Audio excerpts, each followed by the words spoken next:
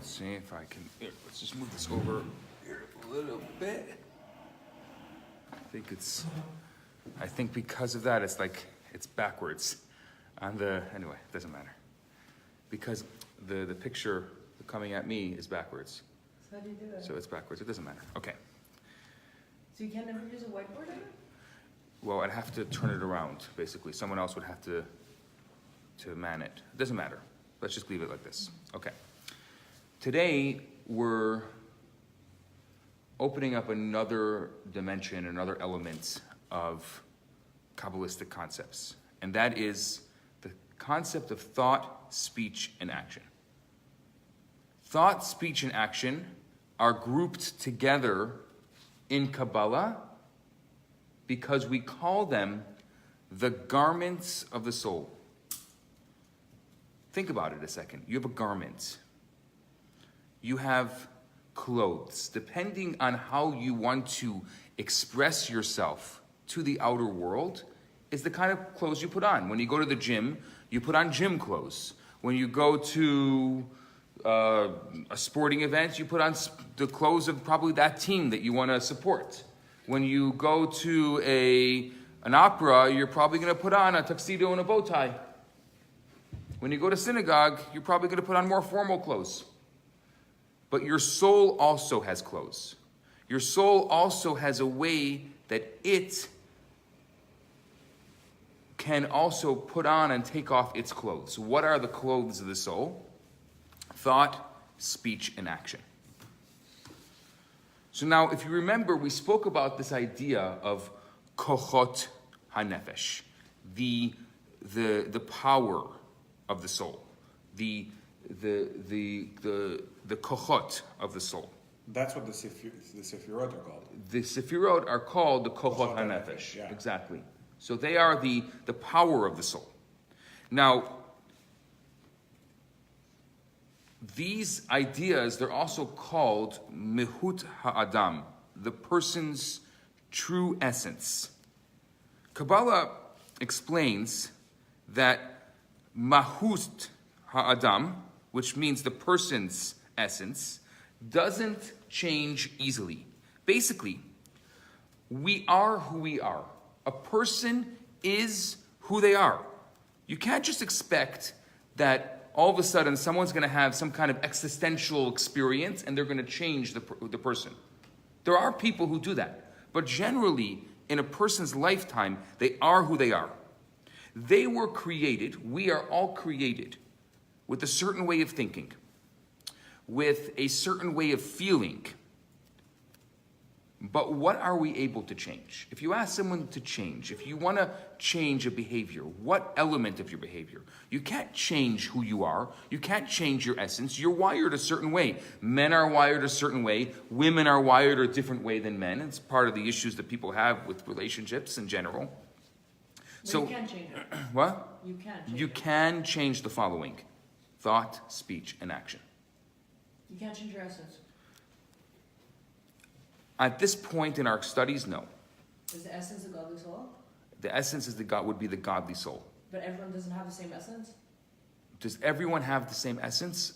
I'm being careful here, not to push ahead, because I could answer that question in its entirety, but I think that you don't have enough of the background to be able to really properly. But I think like maybe your way to answer this is that it's the person's essence, right? We're talking about the person's essence. We're not talking about the ultimate essence of the entire universe. Yeah, sure. The person. So, as far as the person is involved, I think back to the concept like ta'anuk or a Yes. concept like Pleasure, right? pleasure. Yeah. Exactly. Things change. Yeah, but it's like a person has an essence. The person has a personal essence that is kind of Yeah, but unique to them. he said, I'm trying to figure out what it is. Like, okay, So is today- it the godly soul? Is it the Sefirot? Like, Today, what is it? let's focus on if you wanted to change on a very basic level. And that change would come from in one in three ways, or all three ways, and that is thought, speech, and action. I need to understand where the essence. So I'm going to explain to you. Changing your essence, according to Kabbalah, can only happen if God grants a gift. Which we call the gift.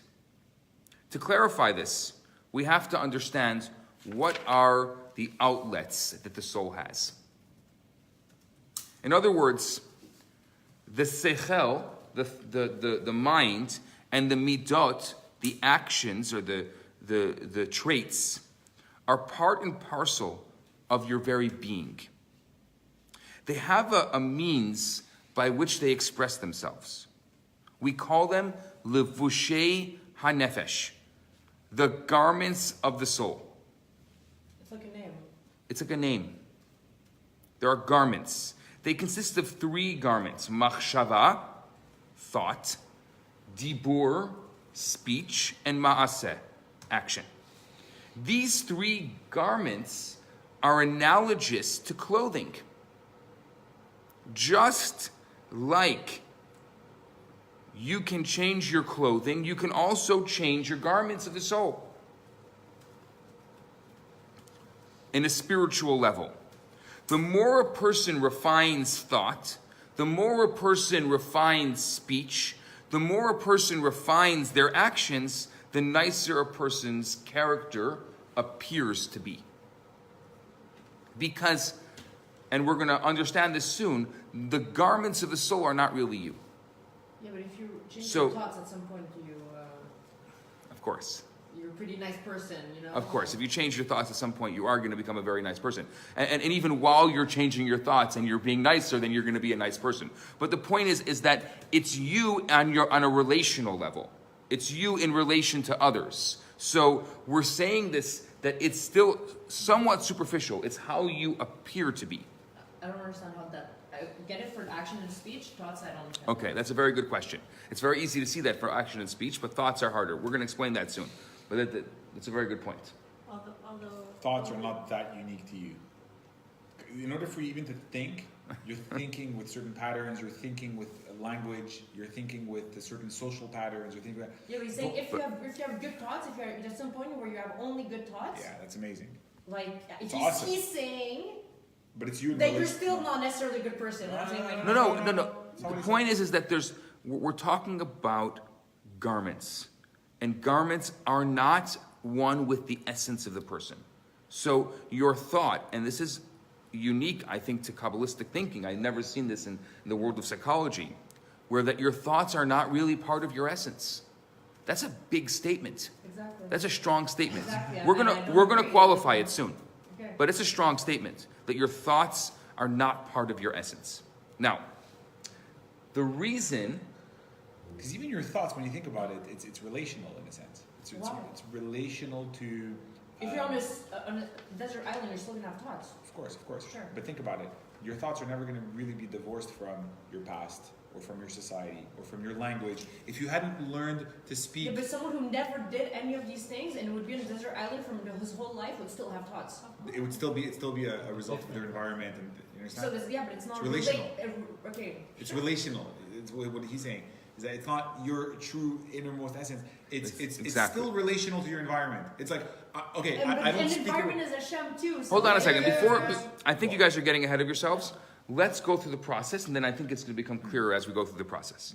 Now, the reason the word appears is used is that just as clothing doesn't change who you truly are, it doesn't create a smarter or kinder person. You can't put on clothes that's going to make you smarter.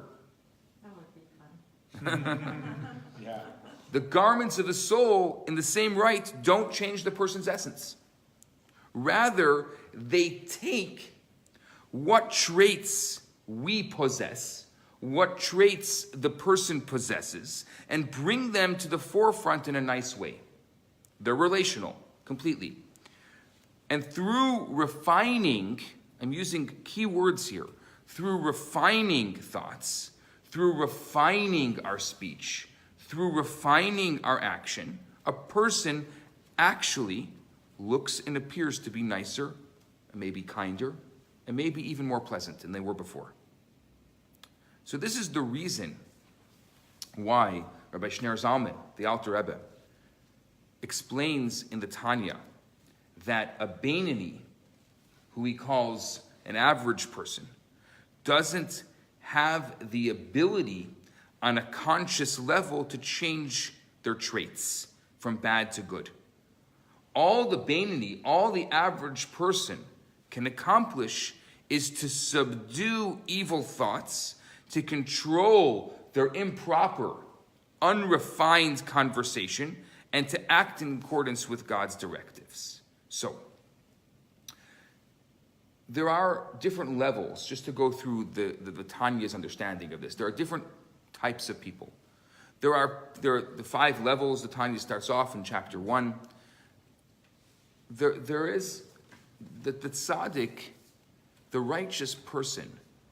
There are someone who can be born, and I say gift, that's why I was using the word gift before. Someone who can be born and they have no evil thoughts. There's very few people in the world. Very few people in history that have been born. They're born and there's no evil thoughts. Then there's someone who is able to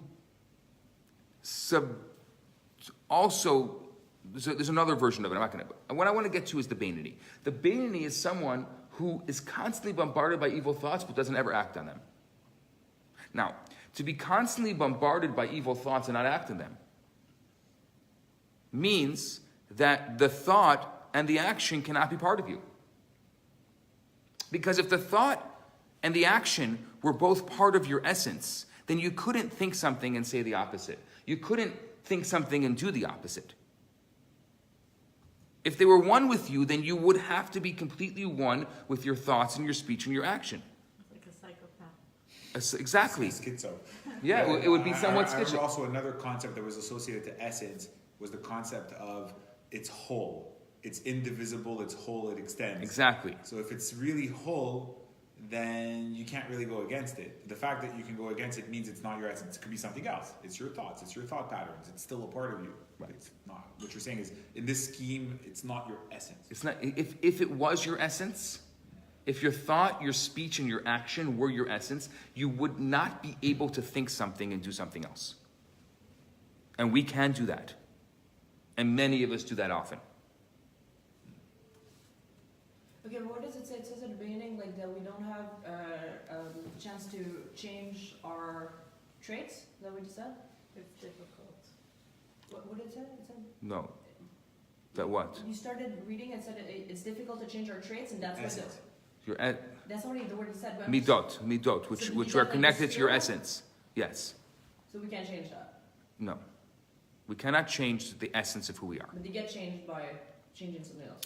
But we can change other things. If you want to make a change, how do you make a change? You change your thought, your speech, and your action, which are not one with your essence.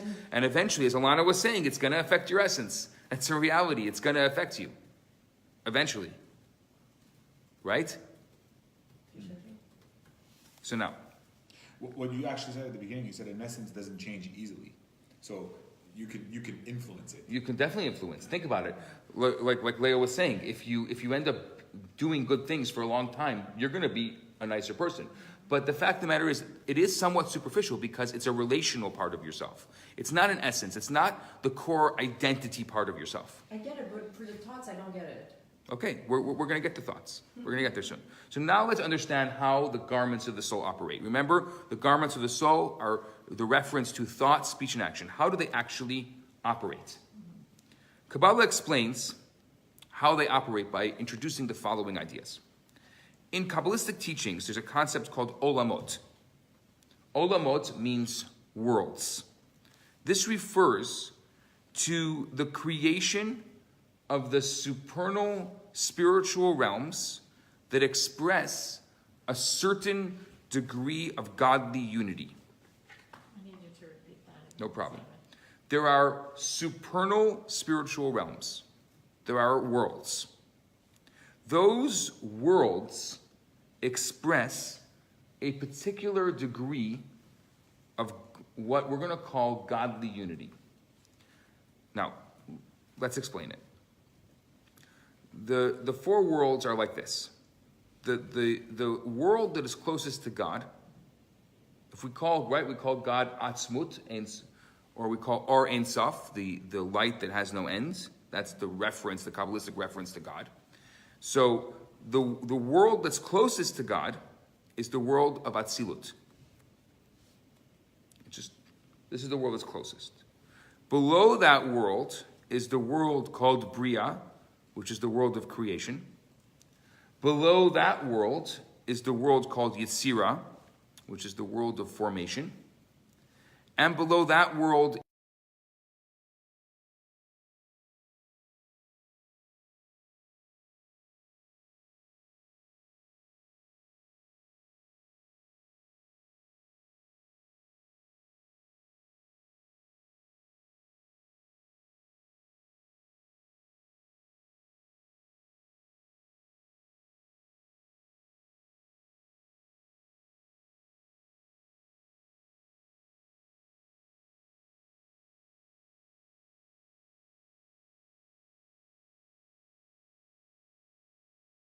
the world of Atzilut means close and adjoining. That's what Atzilut means. This expression of godliness is close and it's near to the subjects that exist in that state of consciousness. So you would have to be in a very, very spiritual or supernal level in order to be able to live in the world of Atzilut. In the realm of Bria, you already see that there's a disconnect from the essence of God. God has removed himself one step from being totally near to his subjects. In fact, God has, the word Bria means creation. So God has created something that, again, I'm going to use this word, appears to be outside of himself. Again, we're using this key word appears to be, because the same way that other things appear to be, this also, on a relational level, appears to be. So, Bria, the world of Bria, through, and I'm going to use a word that we've used before in this class, through Tzimtzum, through this, this process of God removing himself, because if it was God's total essence, everything would be burned up. It would be, complete oblivion. So God has to remove his essence to a certain extent from Atzilut in order for Atzilut to exist. But now, in the world of Bria, which is the created world, God has to remove himself even a little more than that in order for there to be space for someone else. Think about a relationship for a second. If you want to be relational, if you want to be in a relationship, you must remove part of yourself in order to make space for someone else to be in your life. I think that in our society, one of the big problems with relationships is that people are full of themselves too much, and there's no space in their life for someone else. Unless, of course, you want to have an instrumental relationship with someone. An instrumental relationship is a relationship where somebody is the object of your desires. So they can give you something you want. But it's how long will that last? How long would an instrumental relationship last? It's not going to last 50 years. I believe there are relationships out there that are mutual instrumental relationships. But it only lasts for as long as the bargain works. I don't want to live in an instrumental, mutually beneficial relationship. Of course you don't. But Well, in a business partner, you might, but in the not business have to world, be. that is the default. Yeah, but In the business world, I would also not want to live in that world. I don't want to live in an instrumental relationship in business either. Yeah. It's a discussion I have a lot with people, because I say, like, if you don't have a true relationship with someone, if the person doesn't truly care about your well-being and is willing to sacrifice something for your well-being, if you don't have that, I always tell them you can have an 80-page contract with all the bells and whistles. But as soon as it's going to make sense in the outside world for the relationship to crumble, the human being is very ingenuous. You're going to find 1,000,001 ways to find loopholes. So an 80-page contract is actually not as solid as a little bit of real good faith with a person in a napkin. I did a funeral yesterday of a very special man, and I'll tell you one aspect of his life. His name was Otto, and he owned, I saw that in the Yeah, paper, yeah. And he owned, for many years, he owned a Texaco gas station on Victoria. And he owned it with a partner. And they had a deal, the two of them. They would each take 1 month vacation a year. They would go away with their families. And the rule was, this is the way his son said it to me, if the place had burned down and the insurance wasn't paying for it, that would be the only reason why you'd call him. A catastrophe. No, it wasn't.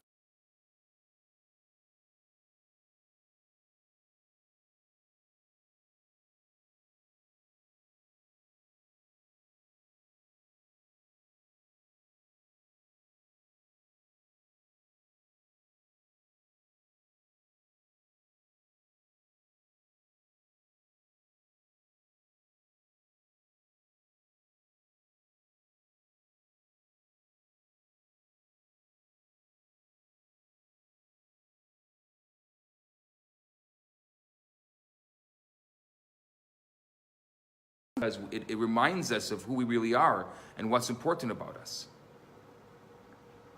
And I think it's a great lesson to be learned in a world that you say that everything is just easily dispensable. Yeah.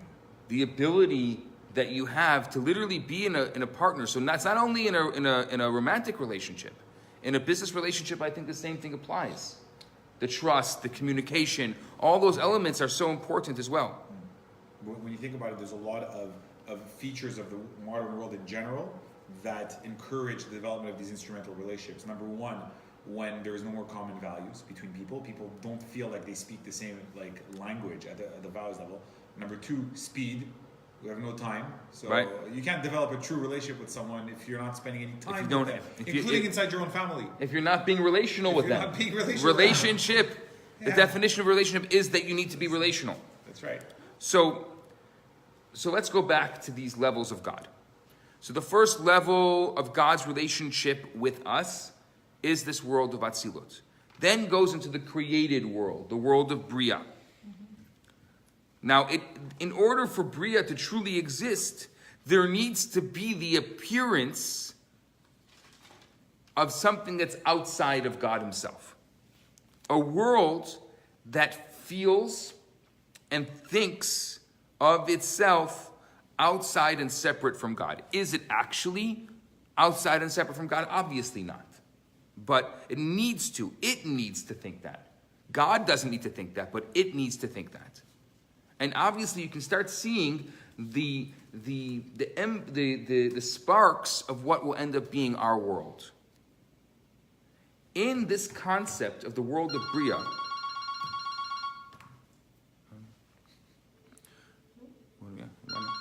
in this concept of the world of creation, of the world of Bria, that creation of something from nothing, which is called yesh me'ayin. We call that something from nothing, that we discussed earlier. This idea that we don't even understand what that means. Creating the world something from nothing. Everything that we call creative is something from something. We have no concept of creating something from nothing, right? The old joke. When the scientists come to God and say, we don't need you anymore, we can now create our own person, you can go do whatever you want, the world is fine now. And so God says, okay, so show me. So he's like, well, you start with this piece of DNA. He says, go get your own DNA. Yeah. You know what's very interesting about this guy, we go back to the origins of the entire cosmos, let's say, right? So the Big Bang concept. In the discussions of the Big Bang, overlayered with the discussion about whether or not there's a God, okay? Right. In that whole discussion, people often frame the alternatives as, okay, well, there's something that comes from God, right? And then the other people say, no, there's something, but it comes from nothing. And Kabbalah actually tells you that they're both actually the same thing. That's right. It tells you that we define the process of creation as yesh me'ayin, which sounds like the way that a self-identifying atheistic scientist would say. That's what they would say. Right. They would say it's yesh me'ayin. That's interesting, right? And Kabbalah kind of agrees with them in a sense. Right. So it just changes the parameters of what we're talking about when we're talking about God. Right. The whole creative process needs to have within it creation. To go from nothing to something in the true creative process means that it needs to start with nothing.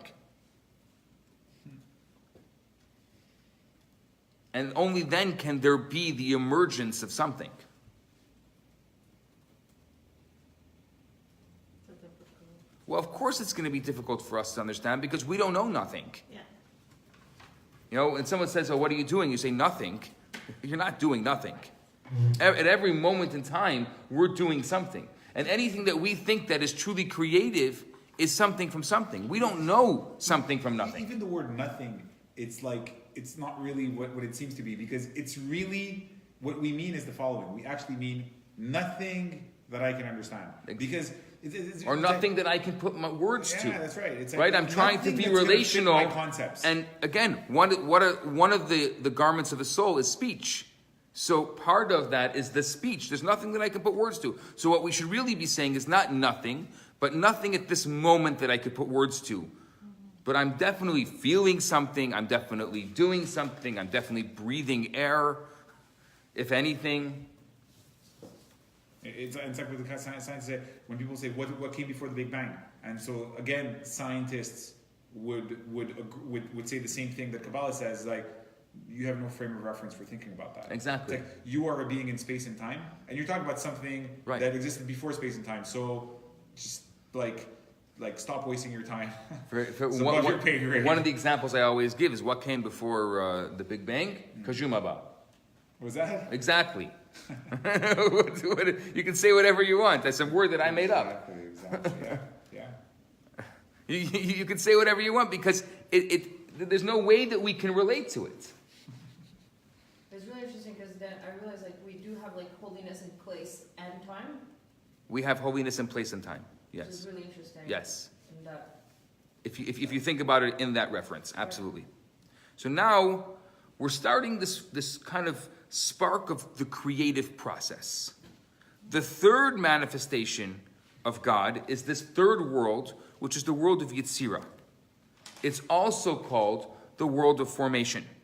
This means the following, that not only has God given the potential for an entity outside of his total unity to exist, but even more so, the entity actually starts taking a form of its own, solidifying its status of concealing God. So now it's almost the opposite. In the world of formation, you can imagine what's created in the world of formation? Most of the angels. The angels are in Yetzirah. There's some angels in Bria, but most angels in Yetzirah. Atzilut, only God. Only God. In other words, it's so close There to could God. be some kind of spiritual... Like essence or whatever. yeah, exactly. Okay. Now we go on to the most important of the four levels. The fourth level, which is the level of godliness that's in the world of Asiya. The world of Asiya is called the world of action, and you can imagine what's in this world. In this world, there's not only the potential for a real physical world, and not only does it begin forming its own dynamics, but in this realm, God is completely hidden. All that is felt is action. Action without a realization that something had to make it possible for that act to happen. It's actually possibly in a total denial that God made it happen. You could live in the world of action and not believe in God, because God is so concealed to the point where you can even think God doesn't exist. Now you're speaking our language. That's our world. That is our world. Yeah. Of course it's our world. Our world is the world of action. Kabbalah explains that Kabbalah explains that the fourth world, the world of Asiya, is still very much a spiritual concept. Even though it makes a lot of sense. Even though it fits, like you said, the context of the science of our world and the makeup of our world, it's still very much a spiritual concept. What follows from that is the creation of an actual physical universe. Remember, in the world of Asiya, in its real state, there's the potential for a universe, but there's not an actual universe. But what ends up happening is, as a result of the potential for a universe, there is the creation of an actual universe, in which this universe, God is concealed from the human eye. So once the true creative process happens for God to create this world, once that happens,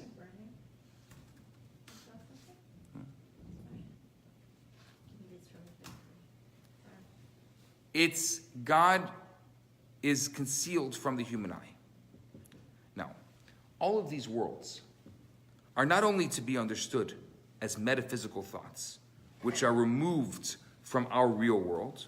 Rather, they're very real ideas, right here on earth. Every individual, every single one of us, can express and possess one or more of these four levels.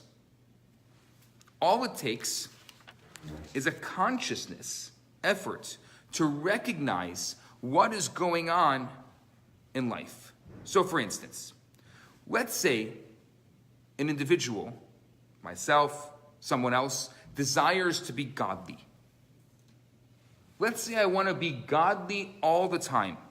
How do I be godly all the time in this world? I'm godly by obeying God's commandments and not succumbing to the world temptations. In this moment, if I decide to be in this moment, this is an expression of Atzilut. Because I am close and near to God.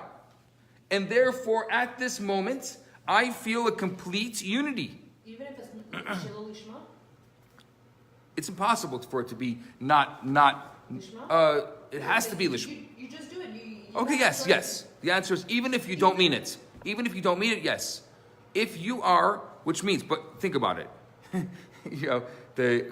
When I used to teach in elementary school, I used to say that if you want to do well in my class, all you have to do is slant. It was a mnemonic for sit up, lean forward, ask question, nod, and take notes. I guarantee you, if you're an elementary school kid and you're sitting in my class and you're sitting up, leaning forward, asking questions, nodding, and taking notes, it's genuine. You can't do that without being genuine. So yeah, you don't have to even mean it. Just all you have to do is slant. And sometimes in my classroom, I would say slant, and everybody knew what that meant. They would, because it actually is a physical action, right? Where you have to sit up and lean forward. So if you are really in this level where you're what's the acronym for sit down, lean back, and shut up? Because that's what elementary school is actually like. So if you're actually in the state of closeness to God, where you're actually, you're not succumbing to corporal temptations. You're totally obeying God's commandments. You can fake it all you want, but you're not faking it. If you're really doing it, you're not faking it.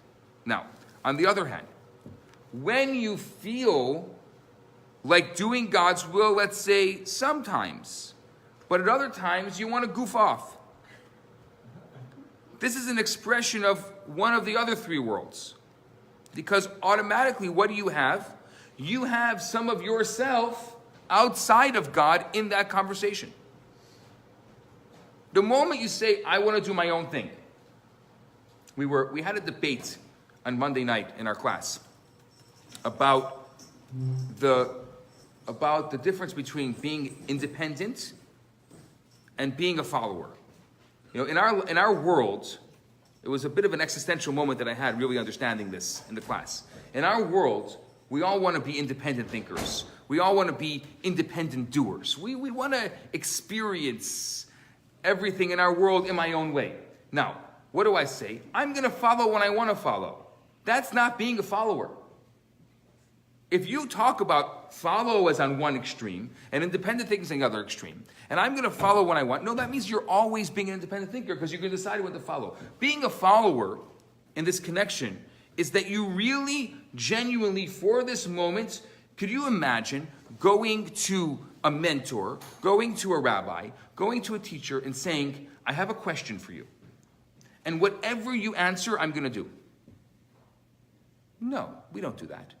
I'll ask you a question. And if I think it's a good idea, I'll accept your answer. But if it doesn't make sense in my way of thinking. So the notion is when you go to someone and ask for advice, that you know everything already.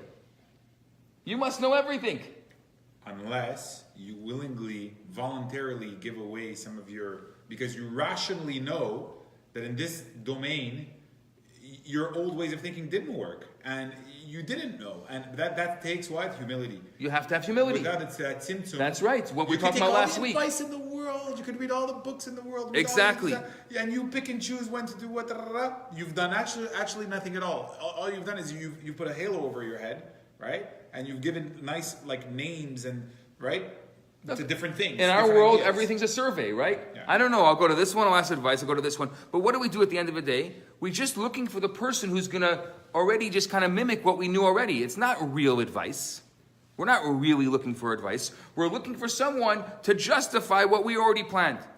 So what you're doing is you're coming to this with a tremendous amount of ego. You're saying, I already know everything. And the world doesn't exist outside of me. Mm-hmm. That is Asiya. Mm-hmm. Where everything that you as the mentor or that you as the person who's giving me advice can give me doesn't really exist because I already know everything. Mm-hmm. It's to the point where I'm going to say, I'm just asking you why for the appearance that I am doing something. We're going back to the word appearance. You see how we're making the connection between the spiritual level and the physical level? It's the appearance that I'm actually asking for advice. But really, I was just asking for someone and sometimes people come to me and ask me questions and say, what do you want me to answer? Just tell me what you want to answer and I'll answer it for you so it can justify whatever you're trying to say. And you can see it. They're not looking for an answer. They're not looking for the change. If you're looking for a genuine answer, if you're going to go to someone for advice, and you're going to be able to truly be a follower, then you must say, I don't know what the answer is going to be. And it could be that I'm not going to like the answer, but I'm going to do it anyway. That's hard. That's very hard. It's a confrontation with the unknown, which is what we are naturally, we go away from it because we're scared of the unknown. We'll try everything in our power not to experience the unknown. Mm-hmm. But Who wants to experience the unknown?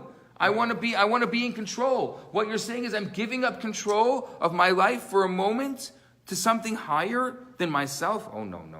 What you're saying about the advice is something I see a lot of in my world, and I see it a lot lately, where people will listen or will act like they listen to other people. And it's funny because sometimes, in a situation, you can be kind of an innocent bystander. You can just see a clash of two worlds.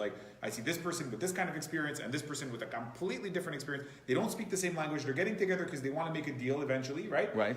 And I see the clash of worlds. I just witness it from a distance. And it's unbelievable how some people, they kind of know that they need to have a conversation with this other world that they don't know about. In theory, they know that, right? So they're in the room, right? Right. Because in theory, they know that. And then when they actually confront that other world, I see that it means absolutely nothing to them because their whole thinking is imprisoned inside of certain thought patterns, inside of grammar, inside of what they see. They literally cannot see what they don't see. They cannot see what they don't see. And that's okay. I think it's normal for everybody. But when the person doesn't have the humility of shutting up a little bit and contracting themselves a little bit and having that humility, the malchut, it's the beginning. If they don't have that humility, you see how you can be in a room for 4 hours. The person that has something critical to bring to the table spoke for an hour and a half, and I know nothing was done. Right. Unbelievable. Like those people who go on a date and they talk about themselves the whole time, and afterwards they say, "So what do you say about me?" Right. That is funny. So think about this process and how it can very easily relate to the way that we live our world, in our world. So depending on the expression of the other three worlds.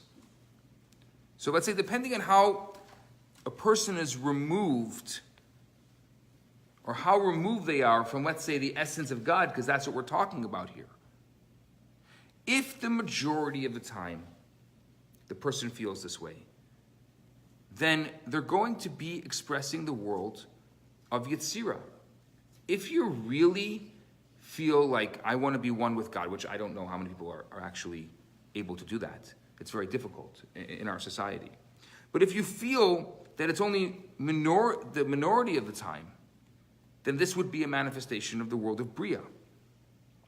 What all this points to is that these very high, these esoteric, these lofty ideas begin with our personal status. Today, tomorrow, the next day. Who am I? How do I fit in the grand scheme of this world, in the grand scheme of society? Where do I fit in it? Am I alone? Am I relational? Am I connected to myself? Am I connected to others? Do I feel satisfied, comfortable in my own skin, or do I not? Kabbalah explains that the world of Bria, this world of creation, is compared to thought. It's compared to machshava.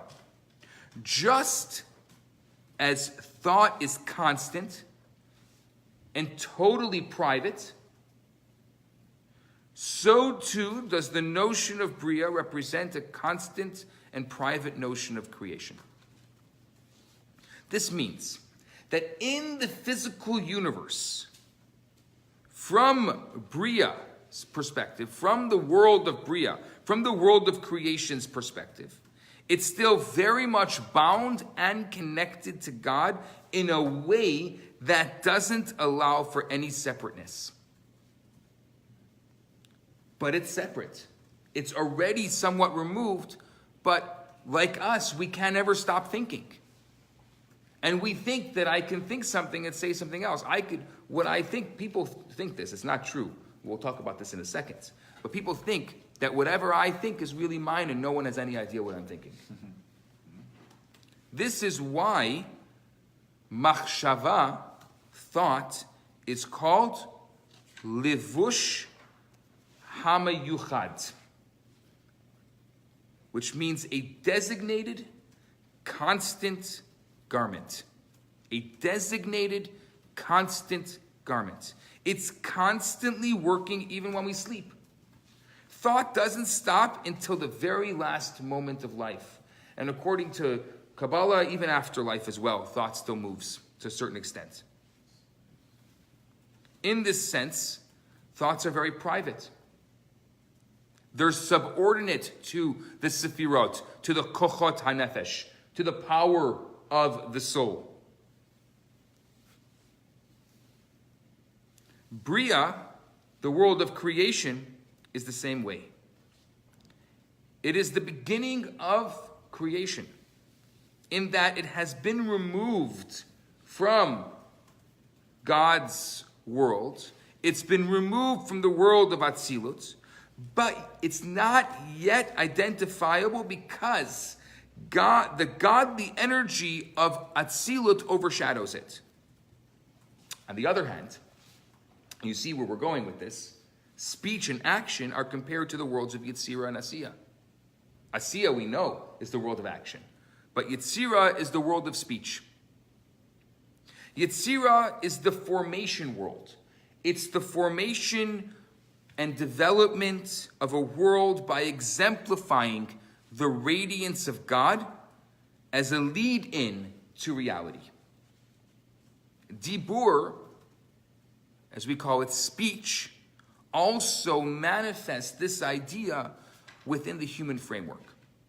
When a person talks, they're allowing someone outside of themselves to become involved in their life. So, the mere fact that the purpose of speech is that people can understand each other reveals two things. The first thing it reveals is that speech is relational. Speech is not private in nature.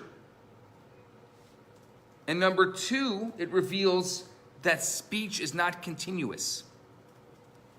Sometimes people talk, and sometimes they're quiet. So in the same vein, Yetzirah is such that it's another removal from the oneness of God.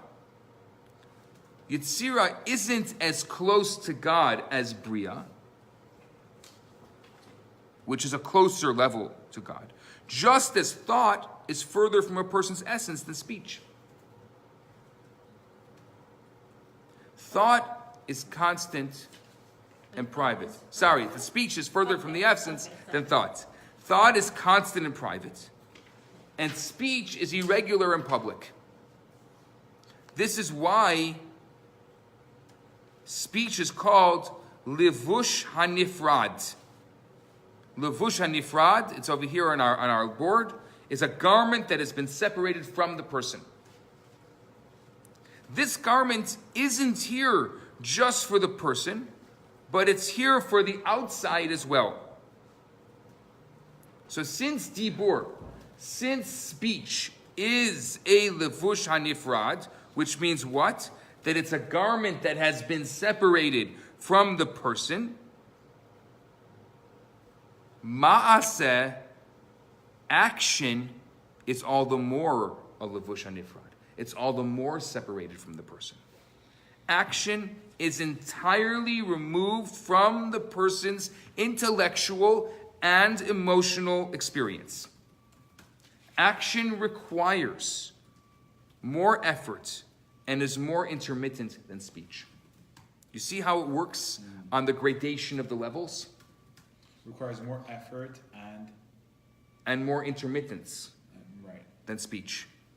Right? If thought never stops, and speech sometimes stops and sometimes action goes. Is hard. Action. I mean, how often? I mean, when we're doing, it's definitely less than when we're speaking. Mm-hmm. So it's even more. And action, I would say, is the most public part of ourselves, more than speech. What's more difficult? Like, isn't action more difficult in a way? It requires more. It would definitely require, And commitment and. for sure, action. This talk is cheap. Yeah, of course, right? As they say, talk is cheap. Action is for sure more difficult. That's the and point. According to this scheme, thinking is even cheaper. That's right. But we're going to see how it works the way up. Now we're So this maybe should be the most. yeah. But see, now we're working our way down, That's right. and soon we're going to work our way back up. Yeah, because when we look at right, when we look at just from the standard sort of religious framework, it's all about your actions. It's all about your actions. Yeah. So That's I would right. say this is like the most holy. Or maybe this is the place where we can right. So we need to work on the most to achieve. Yeah? So let's just finish this thought. Maaseh, action, is compared to olam ha'asiyah, to the world of action. In olam ha'asiyah, in the world of action, godliness is completely concealed. Yet at the same time, it is what we call olam ha'asiyah. What does that mean? That it actualizes the reality of creation that began in the world of Bria, in the world of creation. It's only the action that is able to actualize the purpose for creation. And that is why a mitzvah is an action. Yeah. A mitzvah must be an action, because it's only through action that we're able to actualize the purpose of creation.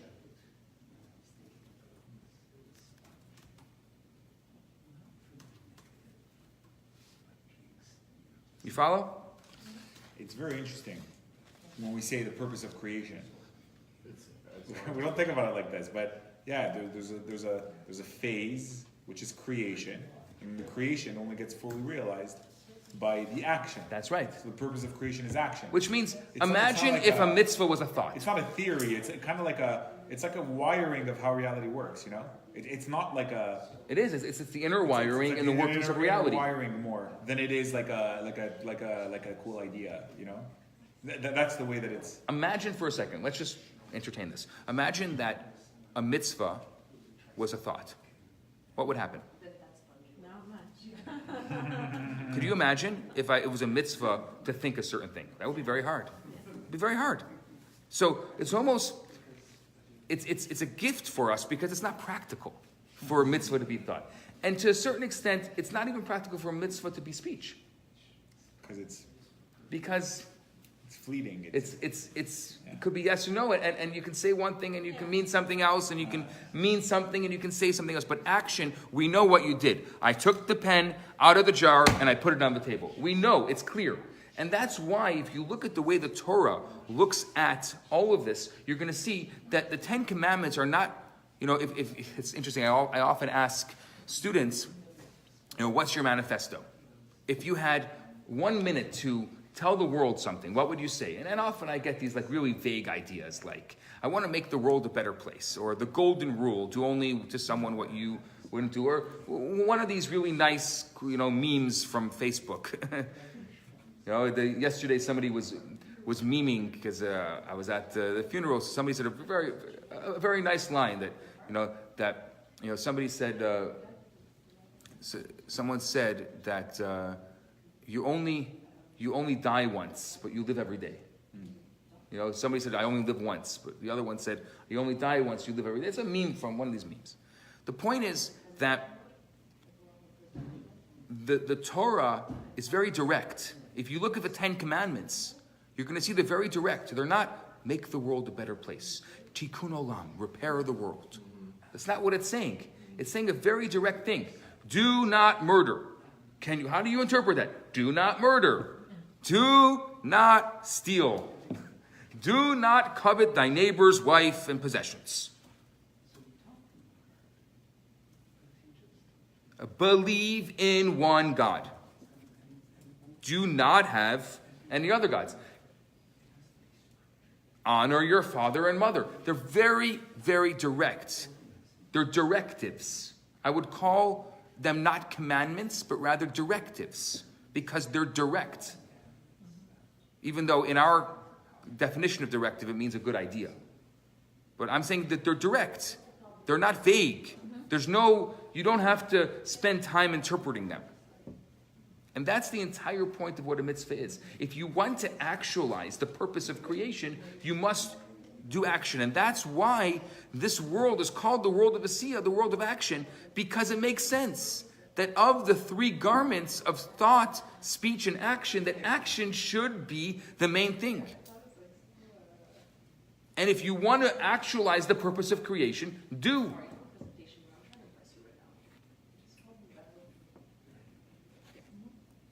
So basically, we can say that actions are coming from God, or only we can say that good actions are coming from God. No, everything is coming from God. But if you want to actualize the purpose for which you were created, you have to do something. You can't think. You know how people say, I don't have to do anything. I have God in my heart. Could you imagine if you did something by, you know what? I don't have to work today. I have my work in my heart. What would your employer say? No, really, I'm very connected with you. And in my heart, I feel very connected with you as my employer. So I'm going to come and I'm going to punch and I'm going to feel in my heart at this moment all of the work which I must do for you. However, because we are limited creatures, the nature of our action is also going to be influenced by the nature of our speech and the nature of our thoughts. And so the refinement at those levels is necessary in order to be properly oriented in our action, right? Because we can the point is that at this moment, different ways. But I want to clarify, at this moment, because we haven't gone into the next level, But at this level that we're talking about now, action is the main thing. So if you thought something negative, and if you even said something negative, but you did something positive, that's the main thing. We want you, if you can think whatever you think at this moment. Yeah, you can refine your thoughts. Yeah, you can refine your speech. But if you thought one thing, and you spoke one thing, but you did the right thing, that's the main thing. At the end, what about Lashon Hara? okay, Sometimes again, speech is an action. we're going to get there. We're going to get to that level. But right now, if you had a choice between the three garments of the soul, you live in the world of action and do. That's the point. This is again, we're only in the basic level of the three garments. Next week, we're going to go into the what we call the beautification level. And we're going to understand each of the garments and how they apply to our world as a whole. This was fantastic. This was so good. Yes. Thank you for being here. It always is very good. Thank you. We're getting there, huh? Yeah. We're putting the picture together. We're putting. That's the point. The point is takes that time. you It took see, us, you can see if from one week to the next how we're actually kind of progressing, and We're in our we're 14th month of this. 14th month. Yeah. 14 months we've been doing 14 this. months Wow. we've been doing this. 14 months exactly. And we are. I think we're getting to complete the picture. We're getting the emergence good. of something real. Yeah, because And then what we should do is that we should process. start it over. Let's do it again. Yeah. We'll do it again. We'll do it again. We'll do it again, and we'll do it on a deeper level. Yeah, that's right. Exactly. Okay. Well, let's go This on. could be a curriculum. This could be like a yearly curriculum. Yeah. Do it yearly, and then it's like you have to redo it every year. You never pass. You never pass the class because it's infinite how deep. On to studying some Talmud.